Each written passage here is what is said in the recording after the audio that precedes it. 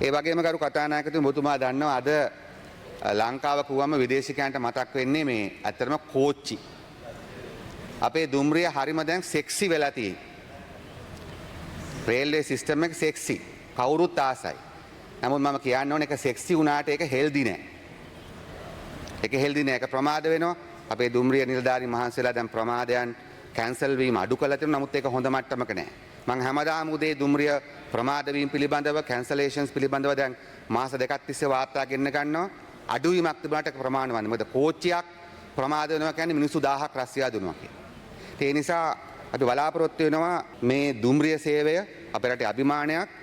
ඒක පුළුවන් ඉක්මනට හදන්න අමාරුයි. නමුත් අවුරුද්දක් දෙකක් යනකොට මේ දුම්රිය සේවය ජනතා ආකර්ෂණයේ තියෙන ඒ වගේම හොඳ කාර්යක්ෂම එකක් බවට පත් කරා. ඒ වගේම අපි දන්නවා දුම්රිය සේවය මගින් ගරු කතානායකතුමනි හොඳ දේවල් වගේම අඩුපාඩුකම් සිද්ධ වුණා. පසුගිය දවස්වල අලි ගණනාවක් මිය ගියා. අපි හිතනවා ඒක පැහැදිලිවම දුම්රිය අපේ මාර්ගවල අපේ අඩුපාඩුවක් කියලා. ඒ නිසා ඒ සම්බන්ධව මේ සභාවෙත් අපි වාද විවාද කළා. ඒ සම්බන්ධව අපි ක්‍රියාමාර්ග සාකස් කරලා පටන් අරන් තිබෙනවා. ඒ සම්බන්ධව ගත්තු ක්‍රියාමාර්ග මම හිතනවා මට වඩා අපේ නියෝජ්‍ය ඇමතුමා පැහැදිලි කරයි. සමහරට එතුමා ඒ ක්‍රියාමාර්ග පිටන ඉදිරිපත් කරાવી කියලා මම විශ්වාස කරනවා. ඒ වගේම තමයි ඔබතුමා දන්නවා දුම්රිය සේවය තුළ අපි යම් යම් ප්‍රතිසංස්කරණ පටන් අරන් තියෙනවා මිනිස්සුන්ට. මොකද ඒක විශාල ඉන්වෙස්ට්මන්ට් එකක් අවශ්‍ය දෙයක්. බිලියන ගාණක ඉන්වෙස්ට්මන්ට් එකක් අවශ්‍යයි. ඒක කරන්න තරම් මුදල් යම් ප්‍රමාණයක් අපිට ලැබිලා තිබෙනවා. නමුත් කෝච්චි එන්ජින් මිල දී ගැනීම ගත්තොත් ගරු කතානායකතුමනි සාමාන්‍යයෙන් දැන් ගන්න කෝච්චි එකක් ගත්තොත් මගේ දැනීම හැටියට බිලියන 1.5ක් විතර වෙනවා. ඒ නිසා අපිට කරන්න පුළුවන් දේ තමයි දැනට තියෙන සේවය යම් ප්‍රමාණයකට අප්ග්‍රේඩ් කරන්න පුළුවන් දේවල් කරන එක. අපිට දුම්රිය සේවයේ එකේ තියෙන ප්‍රධානම දේ දිනු කරන්න අපිට අවුරුද්දක් දෙකක් යයි.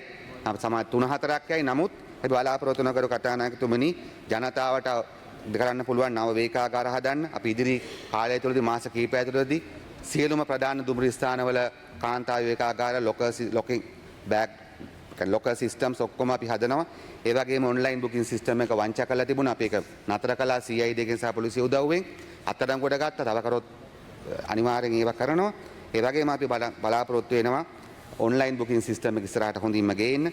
ඒ වගේම දුම්රිය 2% දැන් කාගෝ ගේන්නේ. දුම්රිය මේන් බිස්නස් එක. ඒක අපි රේල්වේ වලින් බලාපොරොත්තු වෙනවා කාගෝ බිස්නස් එක දියුණු කරන්න. ඒ වගේම කරු කතානායකතුමනි අපි සතුටු වෙනවා සහ ජනාධිපතිතුරු ස්තුතිවන්ත වෙනවා. දිගුකාලීන සිහිනයක් රත්නපුර ජනතාවගේ අපි අවිස්සාවල සිට රත්නපුර මාර්ගය රත්නපුර දක්වා දුම්රිය මාර්ගය දීර්ඝ කරන්න අපි තීන්දුව කළා තියෙනවා. අපි ඒකට මුදල් වෙන් කළා තිබෙනවා මේ අවුරුද්දේ ඒකට අදාළ කරන දේවල් කරන්න. නමුත් අපි එතෙන්දී ජනතාවගේ අදහස් උදාස් විමසලා තමයි මේ කටයුත්ත කරන්න ජනතාව සම්බන්ධ කරගෙන. ඒ වගේම පාදුක්ක ඉඳලා අවිස්සාවල දක්වා මාර්ගයත් අපි බලාපොරොත්තු වෙනවා වැඩි වේගෙන් යන්න පුළුවන් විදියට කමර්ෂියලි සස්ටේනබල් විදියට ඒක වැඩි කරන්න. ඒ වගේම කරු කතානායකතුමනි අද දුම්රිය ගත්තම සම්පූර්ණ මාණ්ඩුව සතුව තිබෙන්නේ. නමුත් ඒක සමහර පැති තිබෙනවා විශාල වශයෙන් පෞද්ගලික අංශයට සම්බන්ධ කරගන්න පුළුවන්. අපි බලාපොරොත්තු වෙනවා දුම්රිය වගේම ස්ටේෂන්ස් බ්‍රෑන්ඩ් කරන්න. අපි පෞද්ගලික අංශයට ආරාධනා කරනවා මේ බ්‍රෑන්ඩින්ග්ස් වලට එන්න කියලා. ඒ වගේම ඊටාම විශේෂ යෝජනාවක් මේ ළඟදී අපි එකතු කරා කලාකරුවෝ පිරිසක්.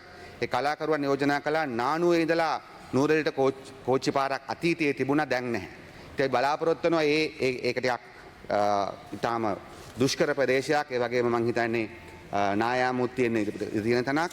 නිසා පොදු මගී ප්‍රවාහනට නෙමෙයි නානුවේ ඉඳලා නුවරඑළිය දක්වා තිබිච්ච දුම්රිය මාර්ගය අලුත් වැඩියා කරන්න පුළුවන්ද කියලා ශක්්‍යතා අධ්‍යයනයක් කරලා අන්න ඒ සඳහා විශේෂයෙන් බලාපොරොත්තු වෙනවා සංචාරක සමාගම් වලට පුද්ගලික සමාගම් වලට කැඳවන්න නානුවේ ඉඳලා නුවරඑළිය දක්වා අර කමර්ෂල් ට්‍රේන් එකක් නෙමෙයි ටුවරිස්ට්ලට සඳහා පමණක් කිලෝමීටර් 8ක් වගේ තිබෙන්නේ. එහෙම දෙයක් කරන්න කැමති අයට අපි ඉදිරියට බලාපොරොත්තු වෙනවා ආරාධනා කරා. දුම්රිය සේවයේ ගොඩාක් තනතුරු තිබෙනවා. ඒවයි කිසිම කාන්තාවක් වැඩ කරන්නේ නැති ක්ෂේත්‍ර තිබෙනවා. බස් වලත් එහෙමයි. ලංගමෙත් එහෙමයි. අපි හෙටට දෙන කාන්තා දින නිමිත්තෙන් අපි ආමාත්‍යාංශය අපි ඇමතුරු තුන්දෙනාම අපි තීන්දුව කළා තිබෙනවා. අපේ ලංගම ඒ වගේම දුම්රිය සේවය මේ හැම එකටම කාන්තාවන් බඳව ගැනීමට දා කරන ප්‍රතිපත්ති මේ අපි තීන්දුව අරන් තිබෙනවා.